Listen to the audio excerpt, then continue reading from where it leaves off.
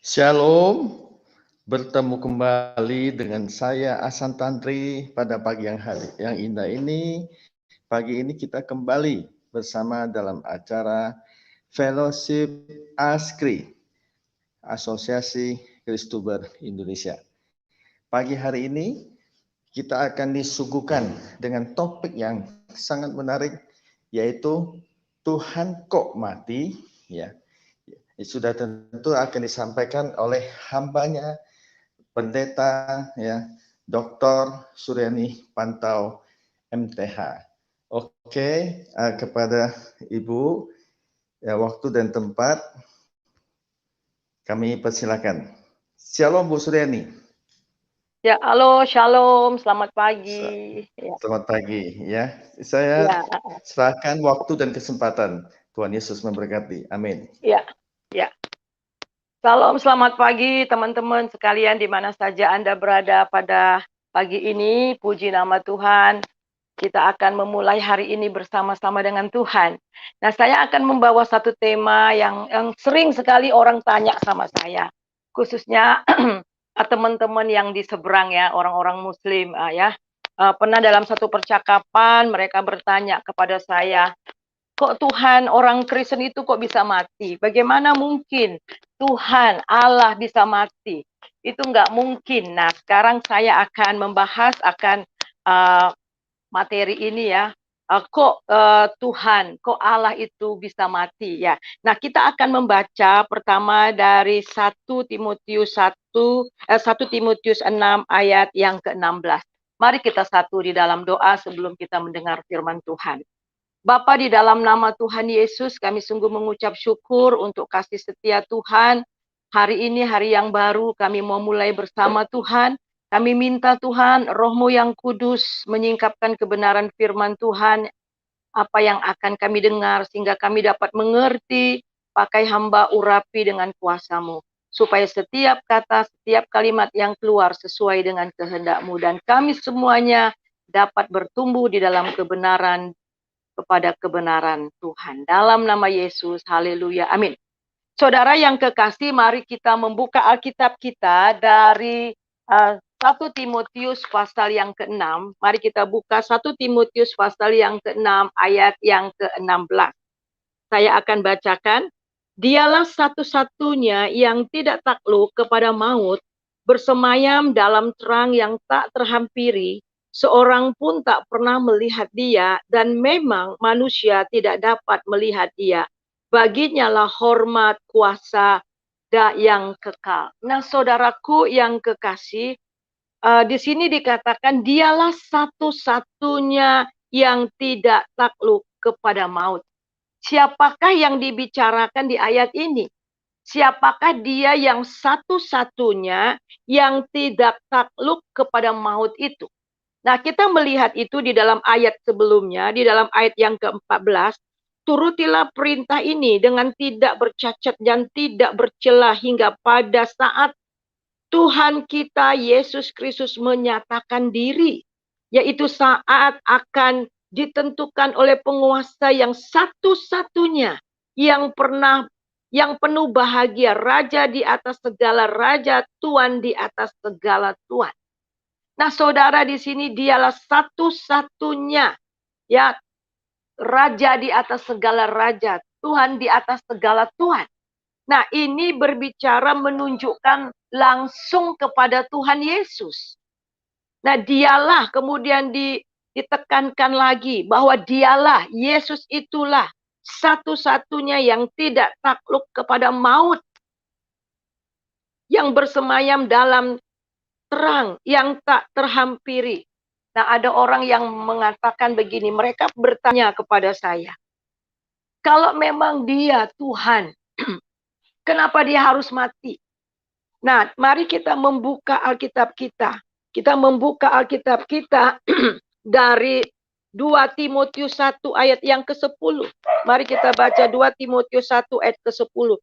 Dan yang sekarang dinyatakan oleh kedatangan Juru Selamat kita Yesus Kristus, yang oleh Injil telah mematahkan kuasa maut dan mendatangkan hidup yang kekal, hidup yang tidak dapat binasa.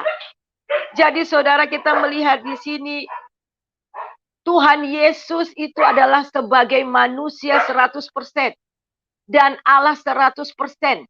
Dan sebagai manusia 100%, dialah yang mati di atas kayu salib. Nanti kita akan terangkan lebih lanjut lagi.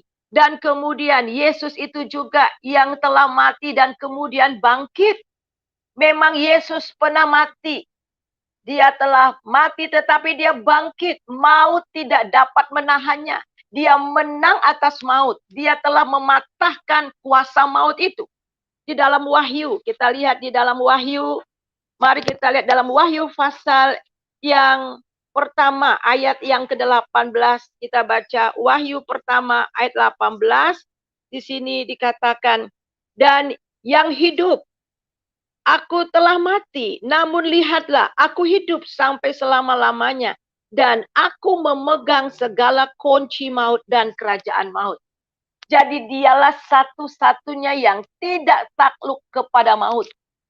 Karena dia telah mati, maut tidak dapat menahan dia. Dan di sini juga dikatakan bahwa dia juga yang memegang kunci maut itu dan kerajaan maut itu.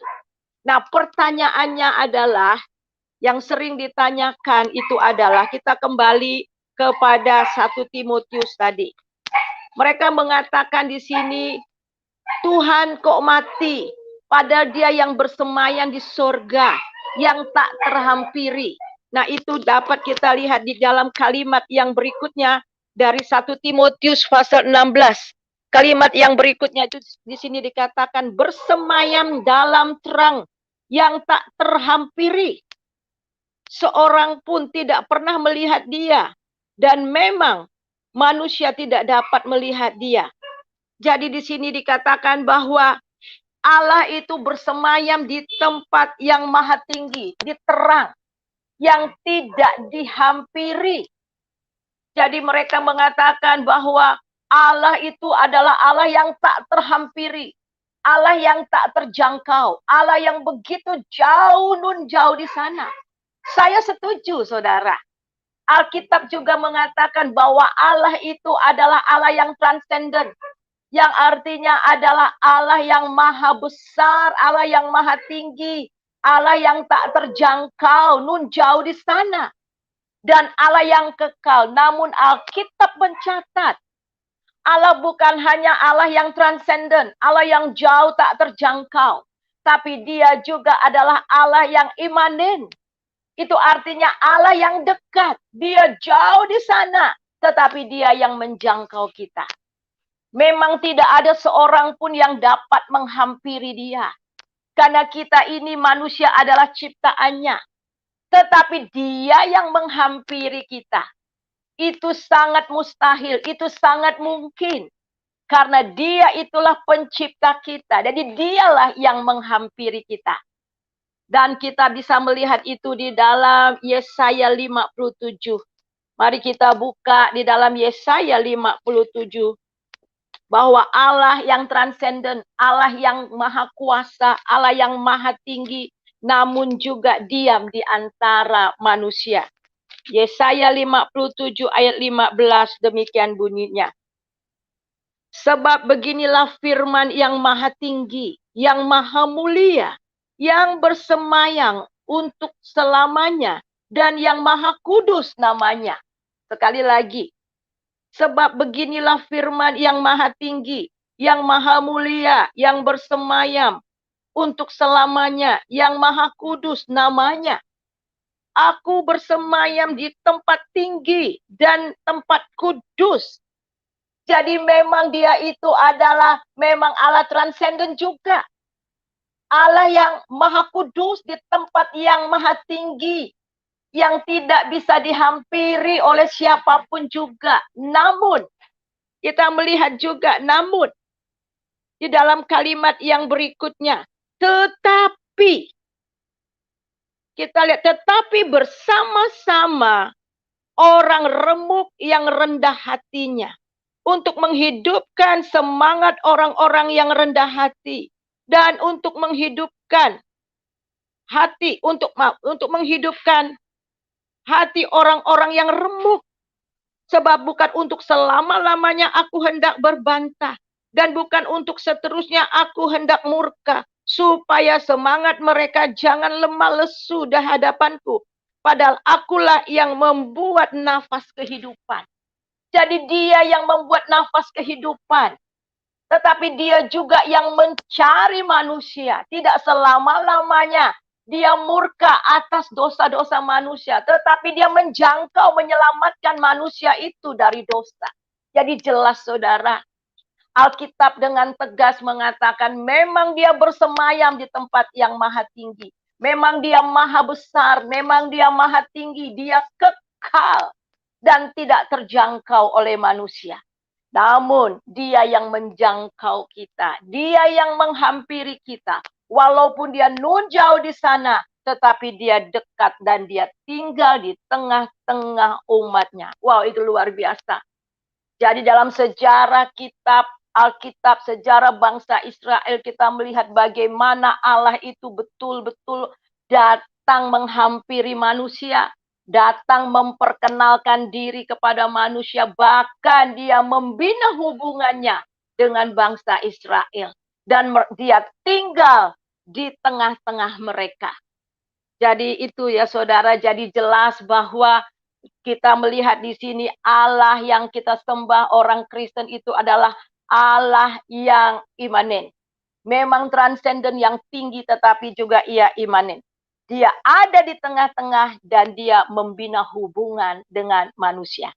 Nah, kalau kita melihat bagaimana di dalam perjanjian lama, ya bagaimana Tuhan berkali-kali menjangkau, dia berbicara, dia bertindak, dia bekerja, dan dia selalu hadir di tengah-tengah umat Israel pada waktu itu. Nah, kita kembali lagi, ada lagi yang dipersoalkan oleh mereka lagi. Ya, pertanyaan yang memang bagus pertanyaan ini. Dan kita coba lihat di dalam kembali kepada 1 Timotius lagi, pasal yang ke-6 itu ayat yang ke-16. Kalimat yang berikutnya itu adalah, di sini seorang pun tidak pernah melihat dia.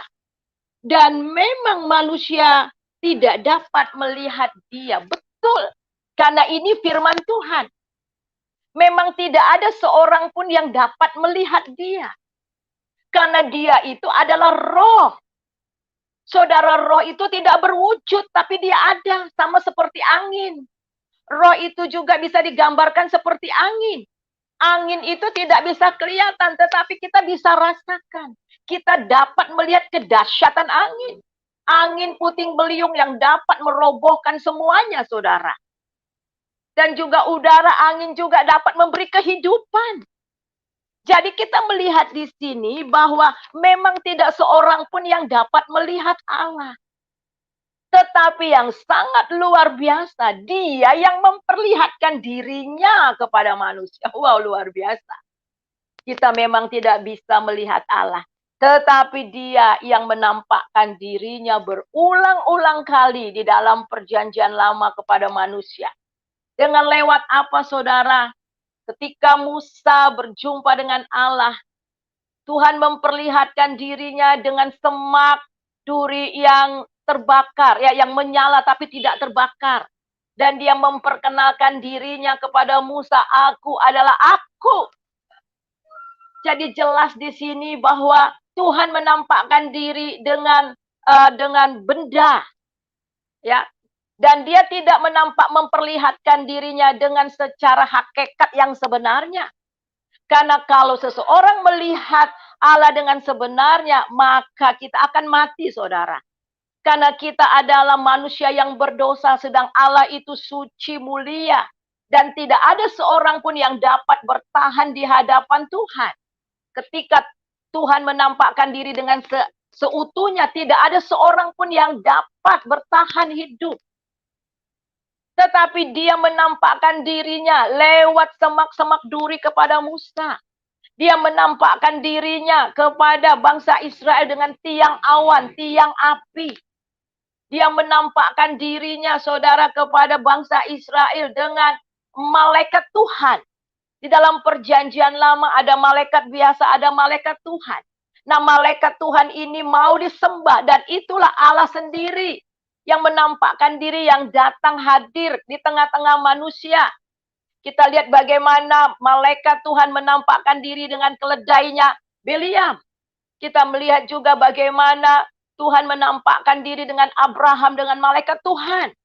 Dan dia juga menampakkan diri dengan orang tua dia Simpson. Jadi saudara, berulang-ulang kali Tuhan sudah menampakkan diri, menyatakan dirinya juga kepada manusia. Nah, kita melihat di dalam Keluaran pasal 33, bagaimana dia juga menampakkan diri kepada Musa, tetapi dengan hanya lewat saja. Karena memang tidak seorang pun yang dapat melihat wajah Tuhan yang dapat hidup. Itu dapat kita melihat di dalam Keluaran pasal 33. Kita lihat dalam Keluaran pasal 33. Keluaran pasal 33. Kita lihat di dalam ayat yang ke-20. Mari kita lihat. Keluaran 33 ayat yang ke-20, demikian bunyinya. Lalu firman-Nya, engkau tidak akan tahan memandang wajahku, sebab tidak ada orang yang memandang aku yang dapat hidup. Jelas. Allah itu mulia. Dan tidak ada seorang pun yang dapat bertahan melihat wajah Allah dapat hidup. Kemudian ayat 21, berfirmanlah Tuhan, ada suatu tempat dekatku di mana engkau dapat berdiri di atas gunung batu. Apabila kemuliaanku lewat, maka aku akan menempatkan engkau dalam lekuk gunung itu, dan aku akan menudungi engkau dengan tanganku supaya aku berjalan lewat. Kemudian aku akan menarik tanganku dan engkau akan melihat belakangku, tetapi wajahku tidak akan kelihatan. Jelas saudara. Jadi tidak bisa seorang pun yang dapat melihat wajah Allah yang penuh kemuliaan yang bisa bertahan. Dan Musa diberi kesempatan yang istimewa hanya melihat belakang Tuhan. Dan dia mukanya harus ditudungi oleh tangan Tuhan. Kalau tidak dia bisa mati. Jadi nggak main-main di dalam kemah perjanjian. Perjanjian juga kita lihat di kemah perjanjian yang ada di padang gurun. Bagaimana imam besar harus masuk ke Bait Maha Kudus dengan membawa kemenyan, dengan membawa dupa-dupa, sehingga asap itu menudungi dia, menutupi dia dari langsung menghadap Allah. Karena kalau langsung, dia akan mati. Makanya pada zaman dulu itu imam-imam itu harus pakai kerencengan. Karena kalau buat kesalahan dan ada sesuatu yang terjadi, mereka mati di tempat, saudara, dan tinggal ditarik. Jadi betapa dahsyatnya kemuliaan Allah itu. Betapa sucinya manusia Tuhan itu. Dan manusia yang berdosa tidak mungkin dapat melihat wajahnya. Tetapi luar biasa, di dalam perjanjian lama juga banyak mencatat bahwa Tuhan menampakkan dirinya. Lewat yang tadi saya sudah katakan, dan juga melihat dalam penglihatan. Nah sekarang saudara, Alkitab dengan tegas, Allah yang berulang-ulang kali menampakkan diri. Allah yang berulang-ulang kali menyatakan dirinya kepada manusia. Sekarang dengan sangat luar biasa dinyatakan di dalam Tuhan Yesus. Dan kita telah melihat kemuliaannya. Mari kita baca di dalam Ibrani. Kita baca di dalam Ibrani pasal yang pertama, ayat yang pertama dan sampai ayat yang ketiga. Ibrani pasal yang pertama, ayat pertama sampai 3. Setelah pada zaman dahulu Allah berulang-ulang kali dan dalam berbagai cara berbicara kepada nenek moyang kita dengan perentaraan nabi-nabi. Maka pada zaman akhir ia telah berbicara kepada kita dengan perentaraan anaknya, yang telah ia tetapkan sebagai yang berhak menerima segala yang ada. Oleh dia Allah telah menjadikan alam semesta. Jadi saudara, oleh dia Allah telah menjadikan alam semesta. Dan ayat yang ketiga, ia adalah cahaya kemuliaan Allah dan gambar wujud Allah. Sekali lagi, dan gambar wujud Allah. Tidak seorang pun yang dapat melihat Allah. Tetapi di dalam Tuhan Yesus dan melalui Tuhan Yesus kita telah melihat Allah itu sendiri. Filipus pernah bertanya, tunjukkanlah Bapa itu kepada kami. Tuhan Yesus katakan, dengan melihat Dia, engkau telah melihat Bapa, karena aku dan Bapa adalah satu. Jadi Yesus itu adalah penyataan yang sempurna dari Allah itu sendiri. Di dalam Kolose juga dikatakan Dia adalah kepenuhan dari Allah itu sendiri. Seluruh kepenuhan Allah ada di dalam Dia. Dan kemudian kita melihat, oleh sebab itulah alasannya mengapa Dia harus menjadi manusia. Karena Dia mau menyatakan dirinya kepada manusia. Alasan itu yang pertama, menyatakan dirinya kepada manusia dan tujuannya supaya manusia dapat diselamatkan dari dosa. Di dalam Yesaya pasal 57 tadi dikatakan, Dia yang bersemayam di tempat yang tinggi, tetapi Dia juga tinggal di tengah-tengah orang yang remuk hatinya. Dan Dia tidak lama-lama bertahan atas murkanya. Tetapi Dia datang mau menyembuhkan bangsa Israel. Dia datang untuk menyelamatkan bangsa Israel. Dan sekarang juga Dia datang untuk menyelamatkan kita manusia yang berdosa. Dan dengan cara apa? Dengan cara menjadi manusia. Dengan cara menjadi daging. Kenapa Dia harus menjadi daging? Karena saudara dan saya adalah daging. Saudara itu adalah terdiri dari roh dan daging, roh jiwa dan daging. Dan demikian juga dengan Tuhan. Dia harus datang menjadi daging. Supaya apa? Supaya manusia yang berdosa di atas kayu salib, semua dosa-dosa manusia bisa ditimpakan di daging Tuhan Yesus. Jadi saudara, orang berkata, kok bisa mati? Saudara, ketika mati di atas kayu salib, itu adalah manusia 100%. Kita harus tahu bahwa Tuhan mempunyai dua nature. Yang pertama itu adalah Allah 100%. Dan yang kedua itu adalah manusia 100%. Manusia 100% yang di atas kayu salib itu menanggung semua dosa manusia. Bahkan dosa manusia seluruh zaman. Dan di atas kayu salib semua dosa-dosa manusia yang ada dalam daging manusia, yang daging ini ditimpakan di atas daging Yesus. Mari kita baca di dalam Roma pasal, kita lihat Roma pasal yang ke-8. Kita lihat Roma pasal yang ke-8 ayat yang ketiga. Roma pasal 8 ayat yang ketiga. Demikian bunyinya. Sebab apa yang tidak mungkin dilakukan hukum Taurat karena tak berdaya oleh daging. Jadi karena kita daging, kita sudah jatuh ke dalam dosa. Ada kuasa dosa dalam daging kita yang bekerja dalam daging kita. Dan sebagai manusia yang sudah berdosa ini, kita nggak sanggup memenuhi hukum Taurat. Tetapi kita lihat di sini, karena tak berdaya oleh daging telah dilakukan. Kita lihat di sini, sebab apa yang tidak mungkin dilakukan hukum Taurat karena tak berdaya oleh daging, telah dilakukan oleh Allah dengan jalan mengutus anaknya sendiri dalam daging, yang serupa dengan daging, yang dikuasai dosa oleh dosa. Ia telah menjatuhkan hukuman atas dosa di dalam daging.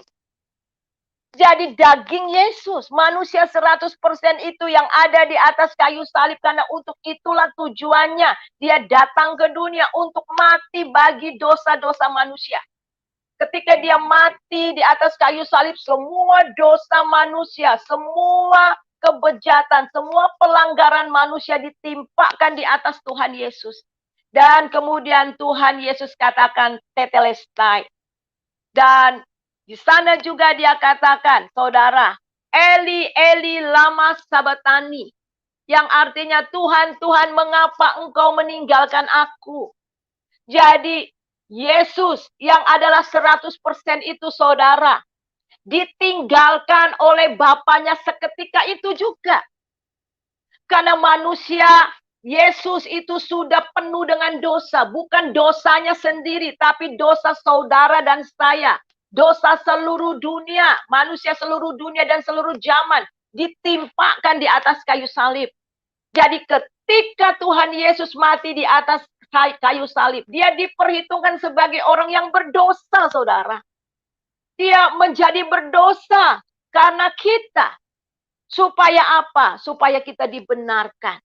Dan Allah yang ada di dalam dirinya, yang selama ini bersama-sama dengan dia, seketika itu juga meninggalkan dia. Dia mengalami kematian rohani, sama seperti kita juga, saudara dan saya.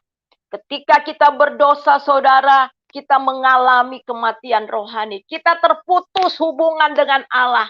Dan Yesus menanggung semuanya itu. Tapi kemudian kita melihat di sini, pada hari yang ketiga dia bangkit. Dia sudah turun ke dalam kerajaan maut. Dan dia menang atas maut. Maut tidak dapat menahannya. Dan dia bangkit pada hari yang ketiga. Dan satu hal juga yang perlu saudara ketahui. Dia mati karena dia rela menyerahkan nyawanya sendiri kepada Allah. Salib sebenarnya tidak dapat membuat dia mati, tetapi dia sendiri menyerahkan nyawanya kepada Bapa.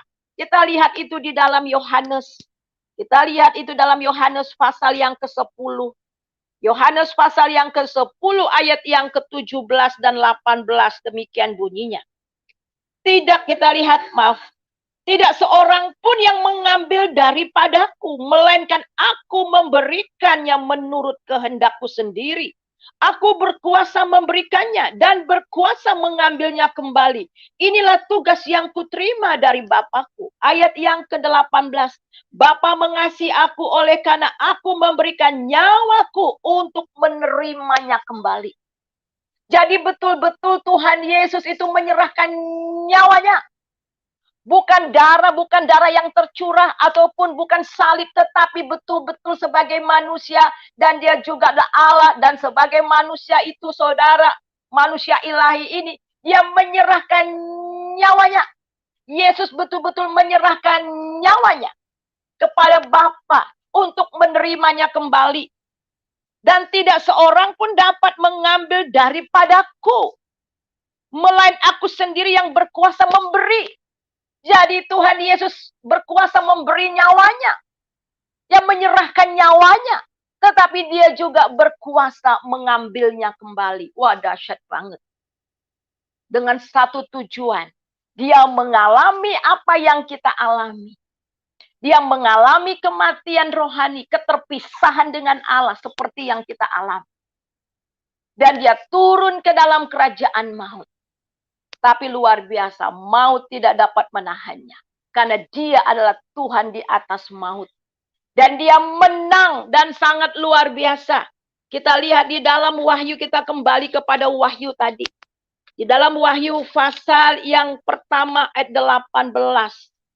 Kita baca mulai dari ayat 18. Ayat 18 jelas di sini.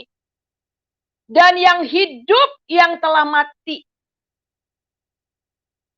aku hidup sampai selama-lamanya. Kalau kita baca ayat yang ke-17. Ketika aku melihat dia, tersungkurlah aku di depan kakinya. Sama seperti orang mati. Tetapi ia meletakkan tangan kanannya di atasku. Lalu berkata, jangan takut. Aku adalah Alfa. Akulah awal dan yang akhir. Aku adalah Alfa dan Omega. Jadi Yesus katakan, akulah yang awal dan akulah yang akhir. Yang hidup yang telah mati, namun lihat aku hidup sampai selama-lamanya. Dan sekarang dia hidup. Dan sekarang dia juga sudah naik ke surga. Dia bangkit dengan tubuh kemuliaannya. Dan kemudian dia naik di surga. Dan sekarang tidak ada seorang pun yang dapat sampai ke sana kalau bukan melalui dia. Itu luar biasa. Tidak seorang pun yang dapat menghampiri dia. Tetapi dia sendiri yang menghampiri manusia. Dengan jadi manusia. mati bagi manusia, bagi dosa manusia, supaya orang yang percaya kepadanya, kita akan dapat menghampiri, karena dia sendirilah jalan dan kehidupan dan kebenaran itu. Dan yang sangat luar biasa di sini dikatakan bahwa ayat 18 bahwa aku memegang segala kunci maut dan kerajaan maut. Wow. Ternyata yang pegang kunci kerajaan maut itu adalah Tuhan Yesus. Dialah yang berhak melempar orang ke dalam neraka. Kerajaan maut itu adalah neraka itu sendiri. Dan dia berhak berkuasa juga melempar seseorang ke dalam kerajaan maut. Dan pada akhir nanti saudara, ketika di akhir zaman nanti, semua orang akan menghadap tahtanya. Dan bagi mereka yang namanya tidak tercatat di dalam buku kehidupan, akan dilempar ke dalam kerajaan maut. Jadi jelas di sini bahwa Yesus itu sudah mati dan bangkit. Dia mati dalam rupa manusia. Dan kemudian dia telah bangkit dan sekarang duduk di sebelah kanan Allah. Dan akan datang untuk menghakimi orang yang hidup dan yang mati. Dan satu lagi saudara, kita melihat lewat kematian dan kebangkitannya, kita memperoleh hidup yang kekal. Dan yang terakhir, mari kita buka, ya kita lihat bersama-sama di dalam Yohanes, dalam Yohanes pasal yang kelima. Yohanes pasal yang kelima. Yohanes pasal yang kelima. Kita baca ayat yang ke-24. Aku berkata kepadamu, sesungguhnya barang siapa mendengar perkataanku dan percaya kepada dia yang mengutus aku. Yesus disebut utusan karena dia menjadi manusia. Firman yang menjadi manusia. Saudara, lewat firman itulah kita telah melihat dia. Dan juga kita telah diselamatkan oleh dia. Dan di sini dikatakan bahwa barang siapa percaya ya kepada dia yang telah mengutus, di sini mengutus aku. Di dalam ayat 24 dari Yohanes pasal 5. Ia mempunyai hidup yang kekal dan tidak turut dihukum. Sebab ia sudah pindah dari dalam maut ke dalam hidup. Aku berkata kepadamu sesungguhnya saatnya akan tiba dan sudah tiba. Bahwa orang yang mati akan mendengar suara anak Allah. Dan mereka yang mendengarnya akan hidup. Jadi itu kebenaran firman Tuhan. Jadi saya mau simpulkan di sini. Memang benar. Tuhan itu adalah di tempat yang maha tinggi. Tak seorang pun yang dapat menjangkau dia. Tapi yang sangat luar biasa, dia sendiri yang menjangkau manusia. Dia adalah Allah yang transenden, tetapi juga dia adalah Allah yang imanen. Dia yang datang dalam bentuk rupa manusia. Dan sebagai rupa manusia, dia mengambil rupa seorang hamba. Dan taat sampai mati di atas kayu salib. Jadi yang mati di atas kayu salib itu adalah tubuh 100% daripada Tuhan Yesus. Tetapi kemudian dia bangkit dengan tubuh yang mulia. Dan sekarang duduk di sebelah kanan Allah. Dan kita sedang menantikan kedatangannya untuk yang kedua kali. Supaya di mana dia berada, nanti suatu kali kelak juga kita akan bersama-sama dengan dia. Mari kita satu di dalam doa. Terima kasih Tuhan untuk kebenaran firman Tuhan yang kami dengar pada pagi ini. Kami melihat bahwa Engkau adalah Allah yang luar biasa. Allah Maha Kudus, Allah Maha Mulia, Allah yang tak terjangkau, Allah yang jauh di sana yang bersemayam di tempat yang maha tinggi. Namun Allah yang datang kepada manusia. Allah yang menyelamatkan manusia di dalam Tuhan Yesus Kristus.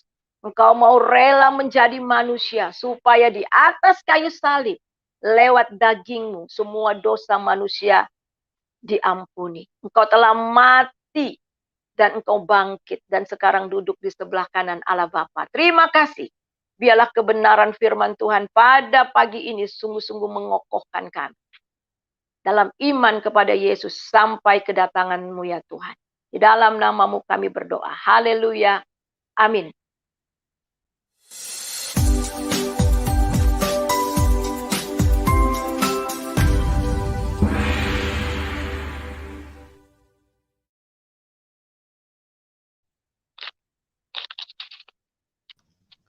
Luar biasa pesan kebenaran firman Tuhan yang disampaikan oleh hambanya Ibu Pendeta Dr. Surani Pantau MTH ya. Jadi tidak sia-sia ya ada gelal-gelal itu, jadi pemaparannya sangat dalam sekali ya. Memang satu yang jadi pertanyaan, kok Tuhan mati?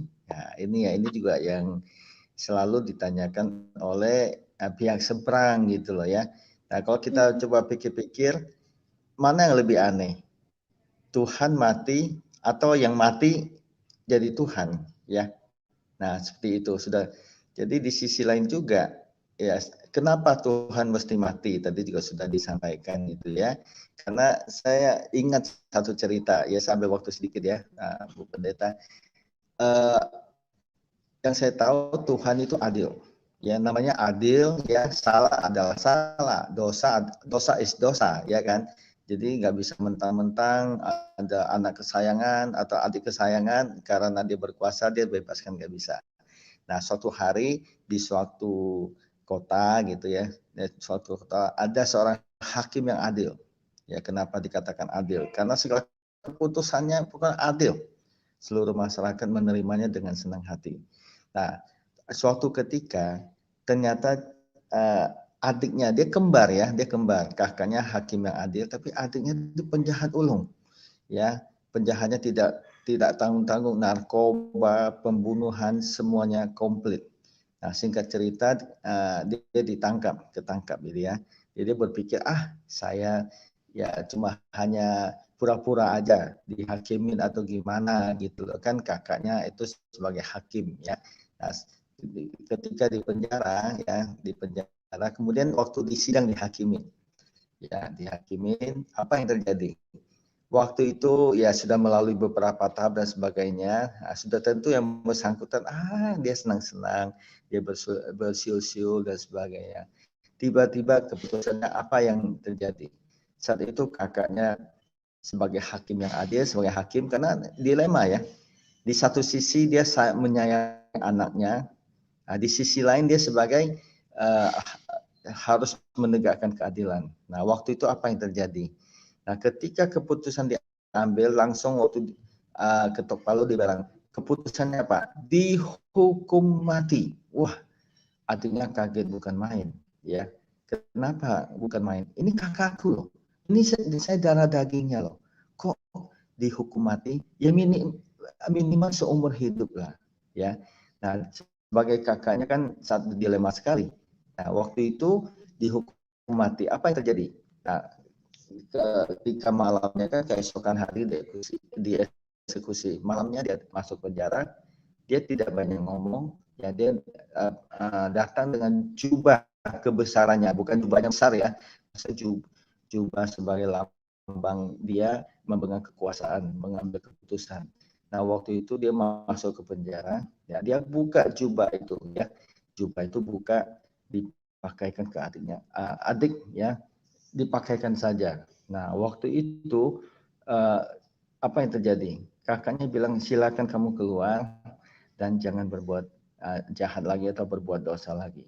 Pertama, adiknya nggak bisa terima, tapi karena adiknya sadar bahwasanya dia masih belum berbuat hal-hal yang baik dan sebagainya, akhirnya diterima juga. Singkat cerita, ya, keesokannya yang dihukum mati siapa? Nah, ini ya. Nah, yang putusin hukuman mati siapa? Itu kakaknya. Kemudian keesokan hari yang dihukum mati siapa? Nah, kakaknya sendiri. Nah, inilah alasannya kenapa Tuhan mesti mati gitu ya. Nah, Tuhan Yesus mesti datang ke dunia dan mati. Nah, ini yang selalu ditanyakan oleh saudara seberang kita karena mereka tidak paham konsep penebusan ya, dan konsep keadilan Tuhan ya. Itu saja tambahan saya ya, Bu Pendeta, untuk topik pagi hari ini yang luar biasa, kok Tuhan mati. Ya, juga di antara kita di sini sudah ada ini ya, saudara Halo, kita. halo. Ya, shalom, shalom, shalom. Shalom, shalom, silakan, silakan. Silakan Bu Pendeta. Silakan. Kedengaran suara saya? Halo? Halo? Halo? Ya, kita sambut ya. Kita sambut ada murid Kristus, juga ada Pak Shalom. John Hidayat. Shalom, shalom. Juga Shalom. ada Pak Jenderal Heri Kim ya. Oke, untuk diskusi saya persilakan dulu ke Pak Heri. Oke, Silakan. saya Shalom. baik. Ini adalah pertanyaan klasik yang memang sisi lain kita juga tidak boleh bosan-bosan menjelaskan ya, karena manusia kan masih lahir yang baru, yang nggak tahu menau itu ya perlu kita jelaskan. Walaupun pertanyaan kardus itu ya gitu aja gitu loh, udah dijelasin Halo. kayak apapun juga ya Ibu.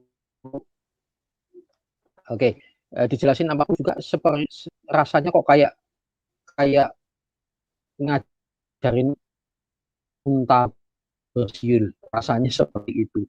Tapi nggak apa-apa lah kita ajarin unta bersiul, karena di sekelilingnya itu ada manusia-manusia lain yang memang betul-betul yang suka ya mau menimba ilmu.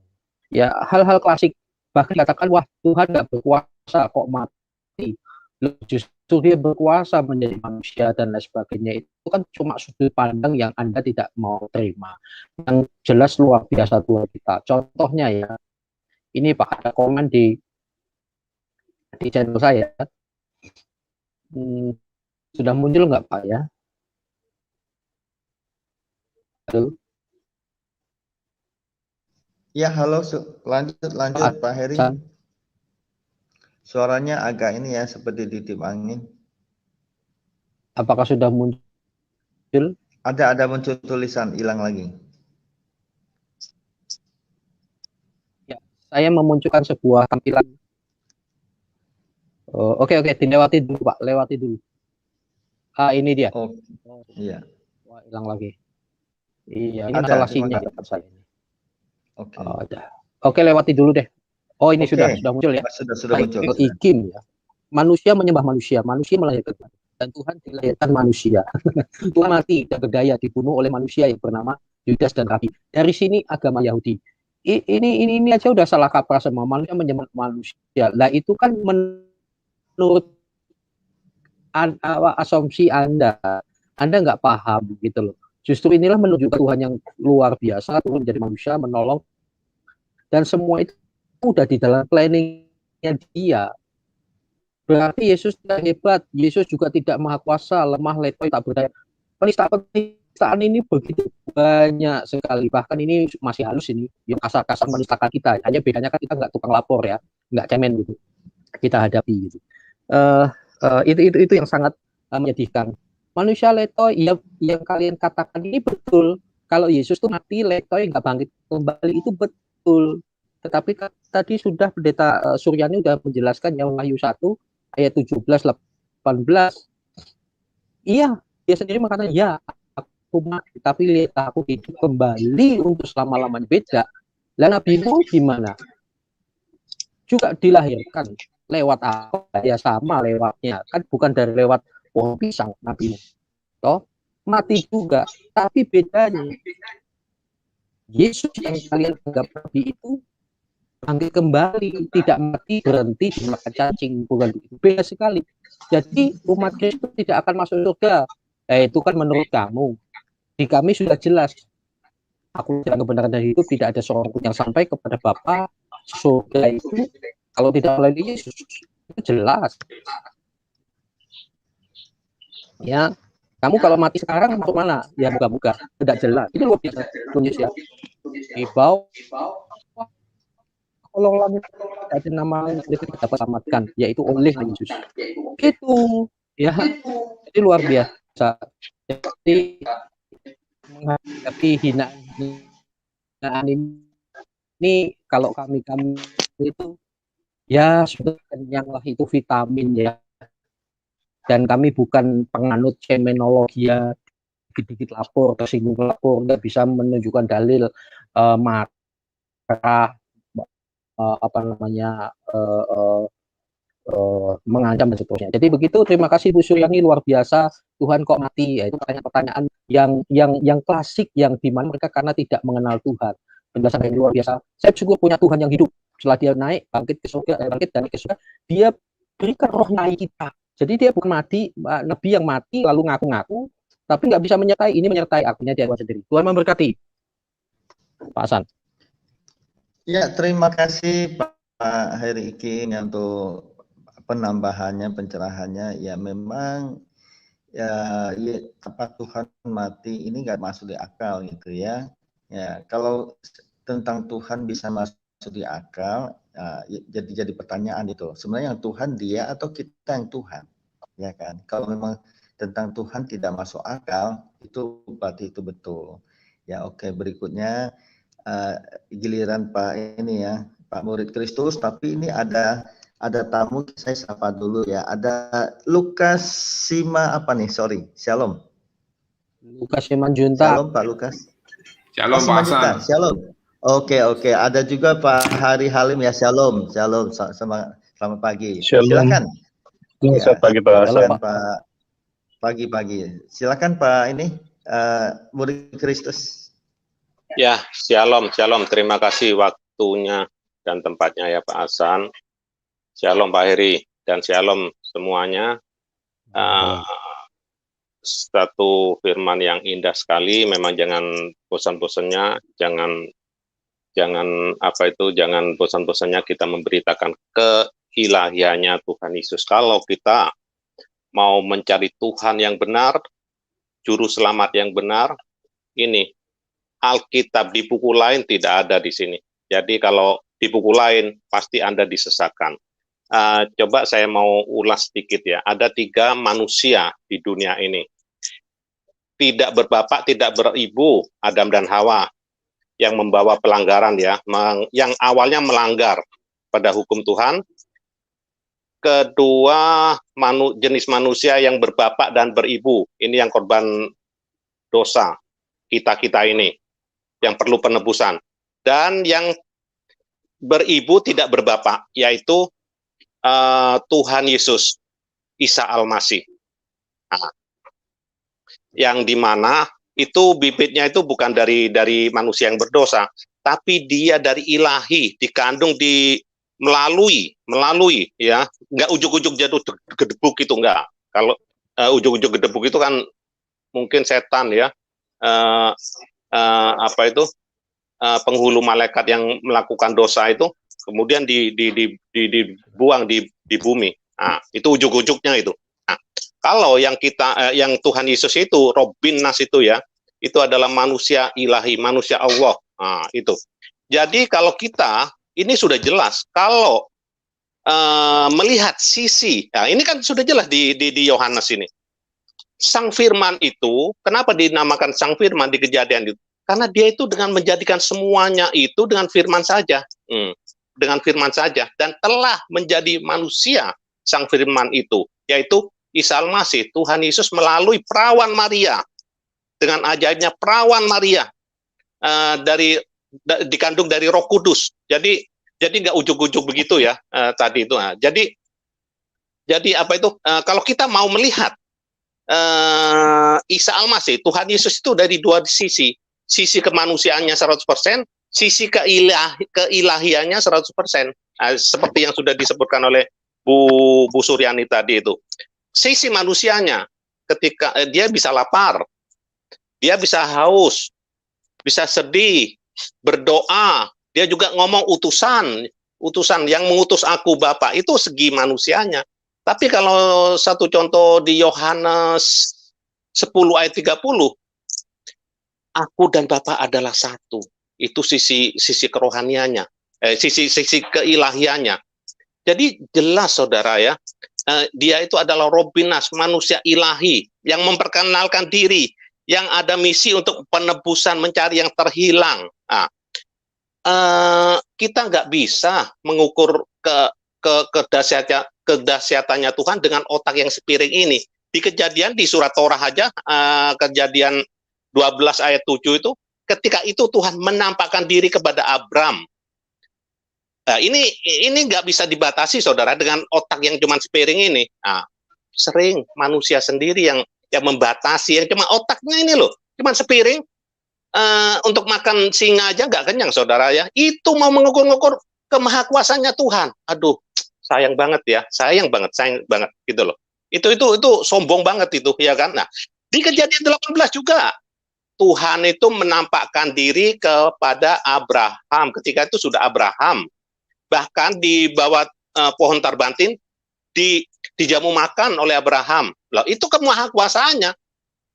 Padahal dia roh. Wah, nggak bisa dipikirkan ya, saudara ya. Nah, itu loh. Jadi itulah sekilas ya kan. Sekilas keilahiannya. Jadi harus dua sisi, 100% manusia, 100% Allah. Ya, itu aja dulu, Pak Hasan. Oke, terima kasih Pak Muri Kristus. Barangkali Bu Suryani mau apa tambahkan atau gimana? Silakan. Ya. Sudah dapat dengar suara saya? Sudah jelas. Halo. Jelas. Oh, sudah ya. Sudah jelas, Bu. Ya, sudah. Ya, jadi jelas saudara yang kekasih ya, teman-teman ya, bahwa Yesus itu adalah manusia Tuhan. Dia adalah 100% manusia dan juga 100% Allah. Dan ini memang sulit untuk dimengerti oleh mereka yang tidak percaya. Dan jelas juga bahwa dia datang menjadi manusia, mengambil rupa. Dia hanya mengambil rupa seorang manusia, menjadi hamba, dan mati di atas kayu salib. Jadi ketika dia mati di atas kayu salib itu adalah manusia 100%. Karena memang dia menjadi manusia 100% untuk dengan tujuan menanggung semua dosa-dosa kita. Sama seekor domba, anak domba yang ada di dalam perjanjian lama. Yesus adalah anak domba itu sendiri. Domba Allah itu sendiri yang telah tersembelih bagi dosa-dosa kita. Jadi dengan tujuan itu, supaya apa saudara?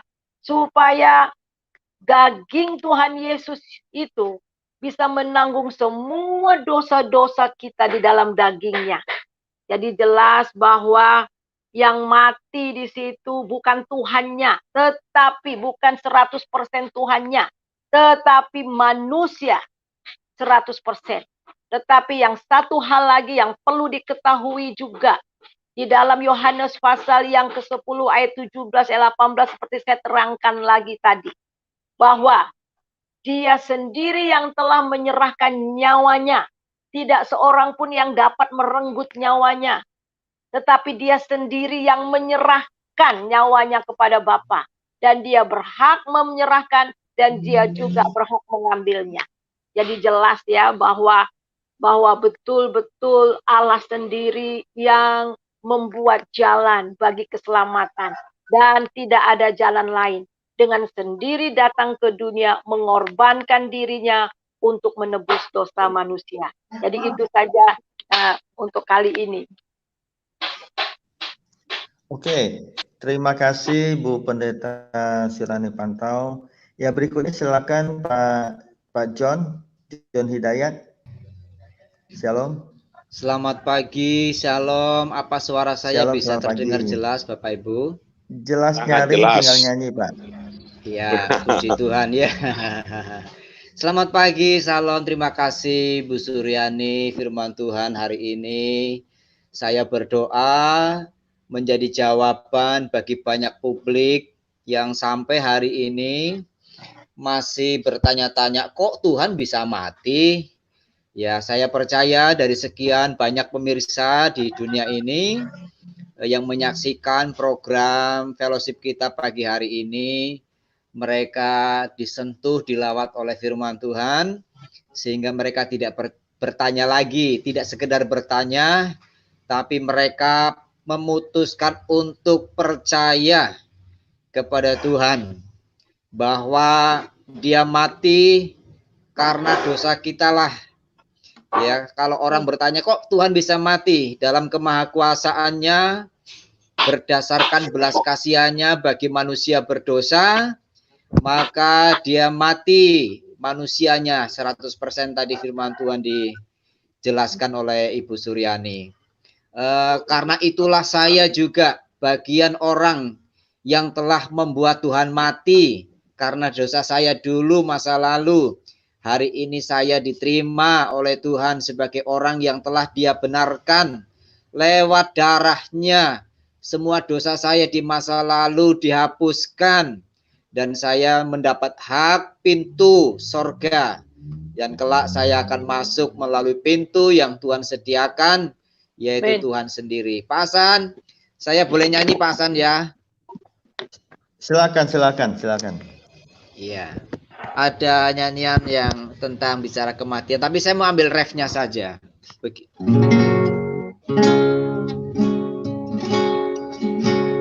Karena kita Dia menderita, karena kita Dia disalibkan, agar dunia yang hina diselamatkan dari hukuman kekal. Karena kita Dia menderita, karena kita Dia disalibkan, agar dunia yang hilang diselamatkan dari hukuman kekal. Satu waktu saya ditanya oleh teman saya, dia seorang guru agama di sekolah agama Islam. Pak John, apakah Tuhan Yesus itu mati hanya untuk orang Kristen? Saya jawab, oh tidak Pak. Sesungguhnya Tuhan Yesus itu mati bagi semua manusia di bawah kolong langit ini, termasuk sampean. Ya, sekarang persoalannya sampean percaya apa enggak?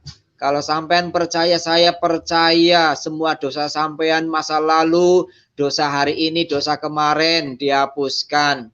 Dan kita nanti dilayakkan kalau mati, dilayakkan mendapat pintu sorga.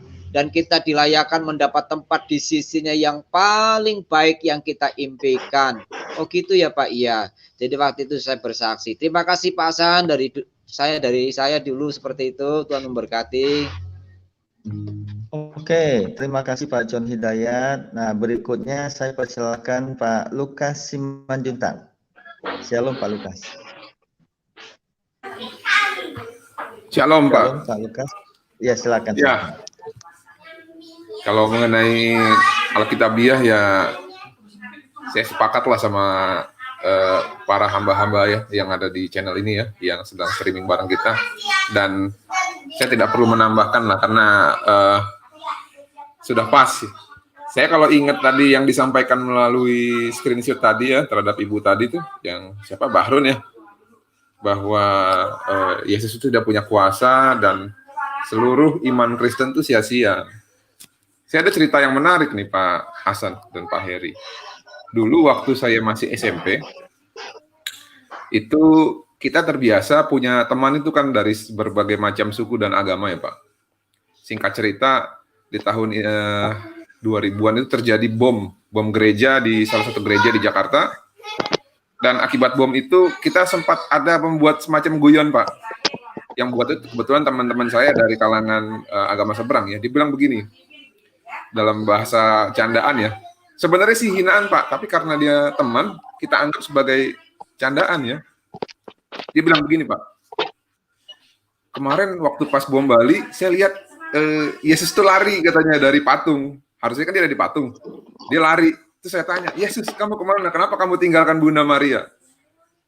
Itu karena teman Pak. Karena seorang teman yang ngomong seperti itu, saya menganggap itu sebagai kita pada saat itu yang Kristen tidak tersinggung. Kita anggap itu sebagai ya sudahlah, dia nggak ngerti kan, dia nggak paham, dan kita ya take it easy aja. Dari situ saya belajar Pak bahwa dalam bingkai NKRI ini jika kita punya hubungan yang dekat, terlepas dari guyonan candaan yang sifatnya mungkin dianggap oleh beberapa orang menista, itu biasanya kita tidak permasalahkan Pak.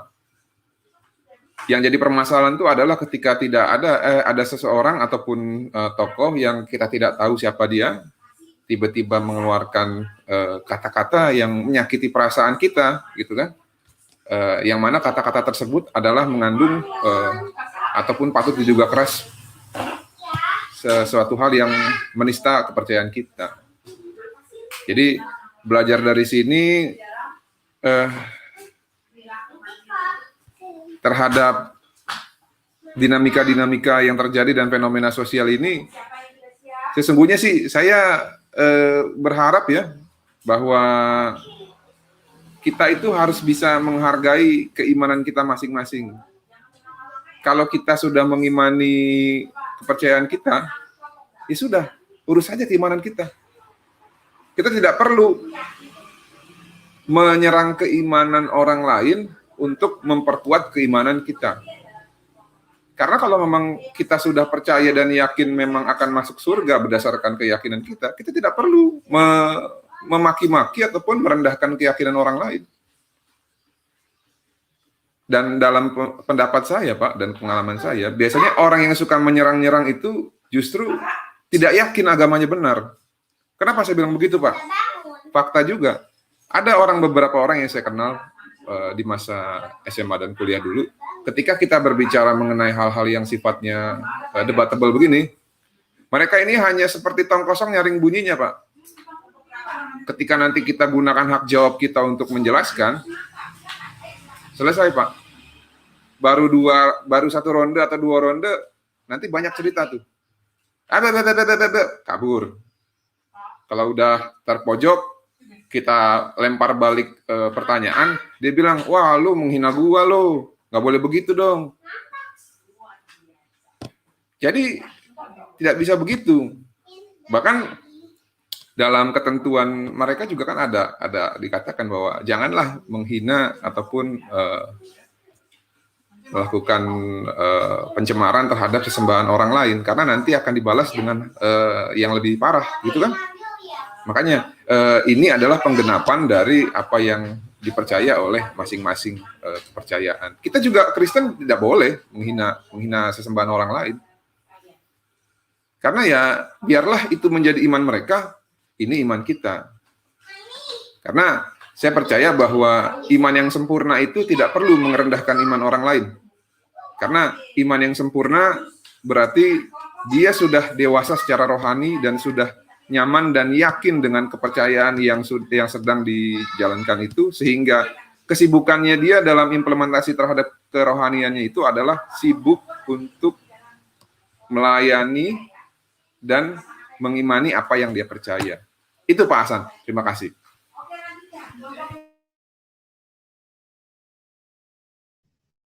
Oke, terima kasih Pak Lukas Simanjuntak. Ya, memang kenyataan seperti itu. Ya, mungkin selama ini kita diam, di pikiran kita kalah ya. Sebenarnya ini bukan persoalan menang atau kalah, tapi ini adalah persoalan hidup dan mati. Hidup sekali, mati. Terus kemana? Ya, ke neraka atau ke surga. Ya, mereka mengatakan mampir dulu ke neraka. Apakah itu tamasya? Bukan ya. Saya pikir ini bukan berwisata ke neraka, ke surga, nggak ada. Saya cuma diingatkan dengan kisah Marijan ya, juru kuncinya Gunung Merapi. Ya. Nggak kena apinya, baru kena asapnya aja sudah koid ya. Apalagi kena apinya, apalagi kena laharnya itu ya. Di Wahyu pasal 21 ayat 8 itu. Neraka itu belerang loh, belerang itu panasnya bukan main. Ya, jangankan kita bersih, kita lempar ke dalam langsung hilang. Oke, berikutnya saya persilakan Pak Saudara ini Hari Halim. Silakan. Shalom. Shalom Pak Hasan. Silakan. Buat saya pribadi sih, ya saya senang aja kalau ada orang bilang oh Tuhan kamu mati. Oh iya, Yesus itu diteguhkan ketuhanannya waktu dia bangkit. Gitu. Jadi belum pernah ada manusia bangkit dari antara orang mati kecuali yang sebelum ini, Tuhan Yesus Kristus. Lalu hal yang menarik yang saya sangat bersyukur itu bahwa Tuhan yang menarik saya untuk mempercayai Dia itu menjadi manusia, berarti penderitaan sebagai manusia itu dia alami juga oleh Tuhan, oleh sesembahan kita. Saya nggak terlalu simpati kalau Tuhan itu tidak mengerti penderitaan kita, atau kita berkhayal bahwa Tuhan, ya dia nggak pernah jadi manusia, ya susah lah gitu loh. Karena kalau nggak pernah menjadi manusia kan nggak tahu suka duka, seluk beluk susahnya jadi manusia kan gitu. Nah ini kita punya Tuhan yang ngerti benar susahnya jadi manusia, yang tinggal di antara orang-orang yang ya dalam tanda kutip lah gitu ya, yang menolak berbuat baik gitu ya. Jadi kita punya junjungan yang lengkap, punya kemanusiaan, punya ketuhanan, punya keilahian, punya kekuasaan yang besar. Jadi yang berkuasa ini tahu persis penderitaan jemaatnya, umatnya itu, bahkan mengalami penderitaan kematian. Nah itu sangat bersyukur. Begitu Pak Hasan Tantri. Oke, terima kasih Pak Haris Halim ya. Terima kasih. Nah berikutnya ini ada Ibu Nina ya. Sudah lama kita nggak dengar suaranya. Silakan Bu Nina. Salam. Salam. Selamat pagi Pak Ikim, selamat pagi Pak Hasan dan semua. Amin. Selamat pagi. Silakan. Halo. Salam. Saya sangat terberkati dengan firman yang dibawakan Ibu Pendeta Dr. Suryani ya. Iya betul, Dr. Suryani ya.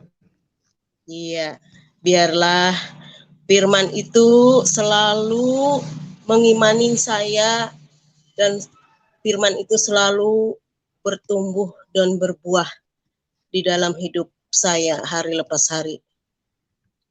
Jadi saya sangat terberkati atas firman yang sudah dibawakan, dan setiap pagi saya mengikuti kok ini. Cuman kadang-kadang saya mau gabung, kadang-kadang juga cuma, tapi saya selalu mengimani terus apa yang dibawakan firman Tuhan setiap pagi. Itu aja dari saya, Pak Ikim. Terima kasih. Terima kasih Bu Nina, singkat, padat gitu ya. Jangan lupa tetap ya support kita, dukung kita melalui menonton setiap pagi. Dan juga jangan lupa ya bantu share, subscribe ya. Ini ada 8 channel. Di antaranya ada Hasan Tantri, ada Ikim, ada Suryani Pantau, terus ada Siti Fadila ya, Fadila Hafiz, terus ada Juginsu, ada Jaya Inspirasi ya, banyak sekali pun semua channel-channel yang bergabung Askri di subscribe, di share ya, dorong semua mereka nonton biar diberkati. Berikutnya silakan saya kembali ke Ibu Suryani, barangkali ada pencerahan. Silakan. Ya terima kasih tadi dari Pak Heri ya. Jadi itu memang luar biasa. Saya garis bawahi bahwa Tuhan yang kita percaya itu adalah Tuhan yang merasakan apa yang kita rasakan. Wah itu banget ya. Dalam banget itu, memang luar biasa. Memang itulah yang dikerjakan Tuhan kita ya. Di dalam Ibrani pasal yang keempat, ayat yang ke-14. Karena kita sekarang mempunyai imam besar agung yang telah melintasi semua langit, yaitu Yesus anak Allah. Baiklah kita teguh berpegang kepada pengakuan iman kita, sebab ia imam besar yang kita punya bukanlah imam besar yang tidak dapat turut merasakan kelemahan-kelemahan kita. Sebaliknya sama dengan kita, ia telah dicobai, hanya tidak berbuat dosa. Sebab itu marilah kita dengan penuh keberanian menghampiri tahta kasih karunia, supaya ia menerima rahmat, menemukan kasih karunia untuk mendapatkan pertolongan kita pada waktunya. Jadi ketika dia memutuskan untuk menjadi manusia, dia mengalami seperti kita manusia, hanya tidak berdosa. Dia menderita. Saya pikir tidak ada orang yang semenderita seperti Yesus. Dia dihina, dia dihianati, ya dia dikucilkan, dia diolok-olok. Semua penderitaan yang dialami oleh manusia dialami oleh Yesus. Dia merasa lapar dan semua Apa yang manusia alami itu yang dia alami. Dan yang sangat luar biasa lagi, misi utamanya. Kita terpisah dari Allah karena dosa kita. Dia mengalami keterpisahan dengan Allah di atas kayu salib. Dengan penuh kepedihan dia mengatakan, Eli, Eli, lama sabachthani. Ya Allahku, mengapa engkau meninggalkan aku? Ini adalah jeritan yang sangat pedih sekali. Yang selama ini bersatu dengan Bapa, tetapi seketika itu ditinggalkan. Ketika dia menanggung dosa-dosa manusia. Dia mengalami kematian rohani, saudara. Sampai ke titik itu. Karena kita mengalami kematian. Dia mengalami kematian. Supaya apa? Lewat itu, lewat kehidupannya. Kita mendapatkan hidup. Dan di dalam Roma pasal yang ke-6 itu jelas banget ya. Roma pasal 6 ayat yang ketiga dan keempat. Saya akan bacakan. Atau tidak tahukah kamu bahwa kita semua yang telah dibaptis dalam Kristus telah dibaptis dalam kematiannya, supaya kita juga dibaptis dalam kematiannya, dan dengan demikian ia telah dikuburkan bersama-sama dengan dia. Dengan demikian kita telah dikuburkan bersama-sama dengan dia. Dikuburkan apa? Dikuburkan dosa-dosa kita. Istilah yang dipakai oleh Paulus, disalibkan bersama dengan Kristus. Dia belum pernah berjumpa secara pribadi dengan Yesus, apalagi disalib dengan Yesus. Tapi apa yang disalibkan? Apa yang dikuburkan? Dosa-dosa kita.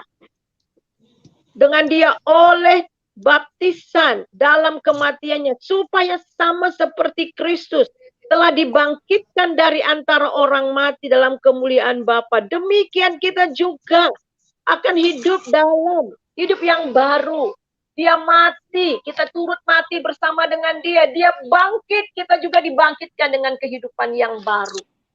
Jadi dia mengalami apa yang kita alami. Ini luar biasa, saudara. Inilah Allah yang betul-betul merasakan apa yang kita rasakan. Saya rasa tidak ada kasih yang begitu besar. Bahkan dia rela menyerahkan nyawanya. Dan kemudian kita melihat dia bangkit. Dan dengan kebangkitannya itu juga kita bangkit secara rohani. Kita dibangkitkan. Dan dengan kebangkitannya itu juga kemenangan kita. Oleh sebab itulah saudara, sekali lagi kita patut bersyukur. Karena Allah yang kita sembah dalam Yesus, Allah yang turut merasakan. Bahkan dia rela menanggung semua yang harusnya kita tanggung. Supaya dia yang benar dijadikannya berdosa. Supaya kita yang berdosa dibenarkan oleh Allah. 2 Korintus 5 ayat yang ke-21. Itu saja Pak, Tuhan Yesus berkati. Oke, terima kasih Bu Pendeta Suryani Pantau ya. Nah berikutnya ada, waktu kita terbatas ya, mungkin ini yang terakhir. Setelah itu minta closing ya, closing statement. Silakan Hai, Shalom. Saya mau tanya sama Pendeta, boleh nggak nanti? Ada yang mau ditanyakan? Ini Bu siapa? Bu Nina ya, bukan? Iya. Halo? Itu sebentar ya. Pak. Hai siapa? Silakan. Hah? Orang yang sama atau halo disuruh Pak Hasan. Halo, silakan. Hai ini. sorry. Ini gini ceritanya. Jadi istri itu saya Pak John itu, Pak Hasan.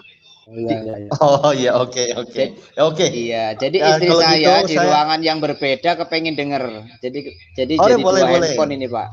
Gak apa-apa. Mungkin mau kasih komentar sedikit, silakan Hai. Mungkin JH-nya enggak Pak, terus lanjut aja dulu, masih pendengar dulu. Terima kasih. Oke, mungkin yang minta tolong yang lain di mute ya, karena suaranya itu udah beli. Berikutnya silakan ke Ibu Nina. Ibu Nina silakan. Iya. Yang tadi mau tanya apa? Silakan. Kalau bertanya tidak mengenai yang Ibu Pendeta bawakan hari ini, apa boleh? Mau komen enggak? Ya boleh. Kita sesuai. Mungkin waktu kita terbatas juga ya. Waktu kita terbatas, tinggal beberapa menit. Silakan. Ini saya mau tanya singkat aja, enggak terlalu banyak. Mengenai perpuluhan, Bu. Ya. Nah, Itu ini sekarang kan seandainya nih saya ini maaf ya Bu, saya dari gereja GPIB nih, Protestan Indonesia bagian Barat. Terus selama ini kan kita juga enggak gereja, cuman kan live Ibu, ya. Shalom, udah lama ya. Mengenai itu nanti jadi biar aja Bu ya, soalnya nanti bisa debatable di room. Oke. Ya. Enggak, maksud saya nanya kalau kita enggak memberi ke gereja terus kita mau memberi ke yang lain kalau memang hati kita terbuka, apa bisa Ibu? Ya, berdasarkan dalam pengalaman ya, saya juga seringkali memberikan perpuluhan saya yang digerakkan Tuhan. Ya, satu kali saya sudah taruh di amplop, saya sudah mau masukkan ke gereja, tetapi tiba-tiba ada hamba Tuhan yang datang di situ dan kemudian bersaksi ya, dan Roh Kudus bilang kasih semua untuk dia, ya saya kasih ya berdasarkan digerakkan oleh Roh Kudus ya. Jadi saudara, tapi memang kepada gereja di mana kita tertanam di situ kita harus berikan. Tetapi ada kalanya juga Tuhan menggerakkan sewaktu-waktu Tuhan menggerakkan kepada kita, ya kita lakukan saja sesuai dengan pimpinan Roh Kudus. Jadi itu saja ya Bu.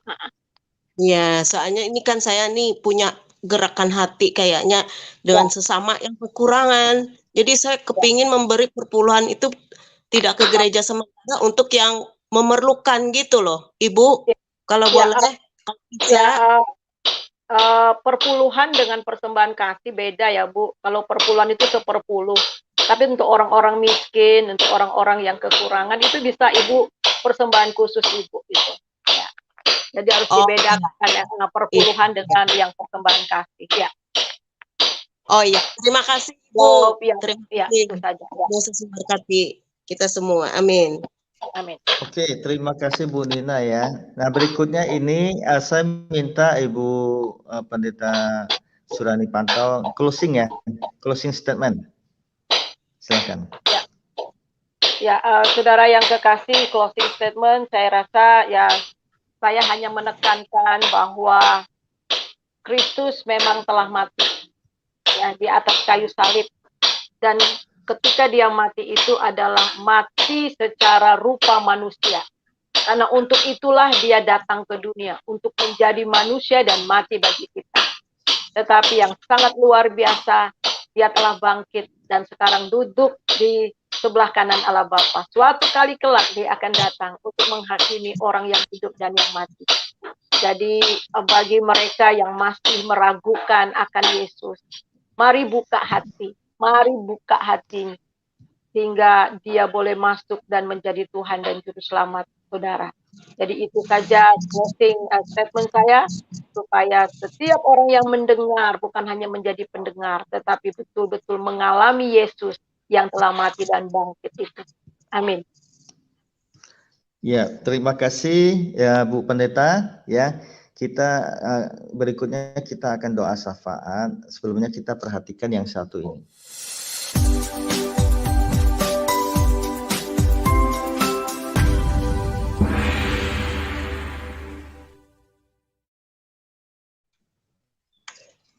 Oke ya, doa syafaat ini saya minta kesediaan Pak Lukas Simanjuntak. Standby gimana Pak Lukas? Shalom. Ya, gimana Pak? Tadi saya habis dari belakang. Doa syafaat buat ini yang nomor 1, bangsa dan negara. Ya, siap ya? Boleh. Doa syafaat. Oke. Yang kedua saya minta kesediaan Pak John, Pak J Hidayat ya, bukan J Hai. Ya, gimana? Standby Pak.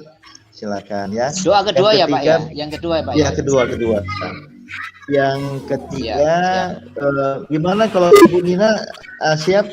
Shalom.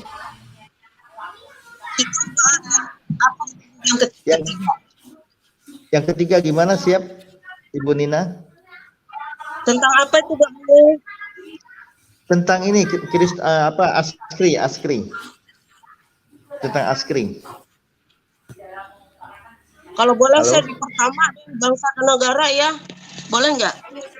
Silakan Oh, yang Bu, pertama, silakan Bu. oke. Ya, jadi Iya. Pak Lukas yang ketiga, oke. Nah, kemudian doa Bapa kami dan penutup itu nanti Bu Pendeta Surani Pantau ya. Oke, silakan dimulai, mulai dari Ibu. Mari satu dalam doa. Allah Bapa yang kami datang kepadamu di pagi yang indah ini. Tuhan, kami sudah mendengar firman Tuhan bahwa Ibu Pendeta Suryani. Biarlah iman itu juga iman Suara pelan-pelan, Dek. berbuah dalam kehidupan kami hari-hari. Terima kasih Bapak atas firman yang sudah kami dengar. Pada saat ini juga kami akan mendoakan bangsa dan negara kami Indonesia ke dalam tangan-Mu. Biarlah Tuhan memimpin dan di dalam bangsa negara kami, biarlah diberi hikmat kebijaksanaan, biarlah apapun yang ada di dalam bangsa negara kami ini Tuhan bisa mengatasi dan memberkati bangsa kami. Ya Bapak, kami serahkan Bapak Presiden serta wakil dan para unsur yang ada di dalamnya, beri hikmat Tuhan, akal, kebijaksanaan biar menjalankan negara ini dengan penuh arif dan bijaksana. Tuhan beri kekuatan juga kesehatan bagi Bapak Presiden kami, biarlah beliau bisa menjalankan negara ini dengan penuh arif dan bijaksana. Ya Bapak, kami serahkan bangsa negara kami Indonesia dari pusat sampai ke daerah sampai ke tingkat pelosok pun kami serahkan bangsa negara kami seutuhnya, sepenuhnya di dalam kasih sayang-Mu Tuhan, di dalam pengasihan-Mu kami serahkan negara bangsa kami ini di dalam tangan-Mu. Di dalam nama anak Yesus Kristus, Tuhan dan Juru Selamat kami yang hidup. Haleluya. Amin. Tuhan Yesus, kami berdoa untuk setiap gereja-Mu di seluruh Indonesia Tuhan. Dari kota sampai ke pedesaan, biarlah kiranya gereja-Mu terus dalam penyertaan, dalam lawatan dan pemeliharaan-Mu, agar menghadapi situasi bangsa kami hari-hari ini, gereja-Mu tetap tabah, kuat, dan hidup dalam sukacita, damai sejahtera dari Tuhan. Kami berdoa untuk para teman-teman Kristuber, Tuhan, para YouTuber yang ada di Indonesia khususnya Tuhan, biarlah kami terus menyatukan hati, tujuan, iman kami, bagi pekerjaan-Mu, mengerjakan amanat agung-Mu, menjadi suara-suara bagi Tuhan, untuk mengabarkan kabar baik kepada seluruh dunia, ke masyarakat, supaya berita kabar baik yaitu Injil keselamatan, Injil yang menyelamatkan setiap orang, bisa menjangkau setiap orang dimanapun mereka berada. Tuhan, biarlah sekiranya Tuhan menganugerahkan kepada para pendengar berita yang kami beritakan. Mereka menerima Tuhan Yesus, membuka hati bagi Tuhan, dan mereka diampuni kesalahan-kesalahannya, dan mereka diselamatkan oleh Tuhan, diberkati oleh Tuhan. Itulah doa sembahyang kami bagi gereja-gereja-Mu, bagi Kristuber dan rekan-rekan YouTuber yang menyatukan hati bagi pekabaran Injil-Mu. Dalam nama Tuhan Yesus Kristus kami berdoa. Haleluya. Amin. Ya Tuhan, terima kasih Tuhan telah Kau sempatkan kami pada hari ini untuk melakukan fellowship sesuai dengan segala kegiatan kami pada kegiatan rutin kami. Kami berdoa Tuhan agar seluruh Kristuber-Kristuber, baik yang tergabung di dalam Asosiasi Kristuber Indonesia ataupun yang belum bergabung, dapat memberitakan firman dan juga bisa menjadi representasi kehadiran-Mu di dunia, khususnya di dalam jejaring sosial. Biarlah Tuhan kontribusi-kontribusi mereka dapat menguatkan iman-iman orang-orang percaya dan juga dapat menjadi berpengaruh terhadap keutuhan bangsa dan negara kita Tuhan, sehingga kami dapat memberikan hak jawab kami juga dapat meminta keadilan terhadap apa yang terjadi di dalam Indonesia ini Tuhan. Kami percaya Tuhan bahwa jika Engkau bersama kami, tidak ada yang dapat melawan kami. Kami percaya juga bahwa setiap tindakan-tindakan ini terjadi atas kehendak-Mu. Di dalam nama Tuhan Yesus Kristus dan persekutuan dengan Roh Kudus dan Bapa, kami berdoa dan mengucap syukur. Amin. Amin. Saudara, mari kita berdoa bersama-sama dalam doa Bapa kami. Bapa kami yang di surga, dikuduskanlah namamu, datanglah kerajaan-Mu, jadilah kehendak-Mu di bumi seperti di surga. Berikanlah kami pada hari ini makanan kami yang secukupnya, dan ampunilah kami akan kesalahan kami, seperti kami juga mengampuni orang yang bersalah kepada kami. Dan janganlah membawa kami ke dalam pencobaan, tetapi lepaskanlah kami daripada yang jahat, karena Engkaulah yang mempunyai kerajaan dan kuasa dan kemuliaan sampai selama-lamanya. Mari saudara yang kekasih, kita angkat hati kita terima berkat yang daripada Tuhan. Damai, sejahtera, sukacita yang melimpah-limpah dari Bapa di dalam Tuhan Yesus Kristus. Kekuatan, penghiburan, serta persekutuan dalam Roh Kudus senantiasa menyertai saudara mulai hari ini dan seterusnya.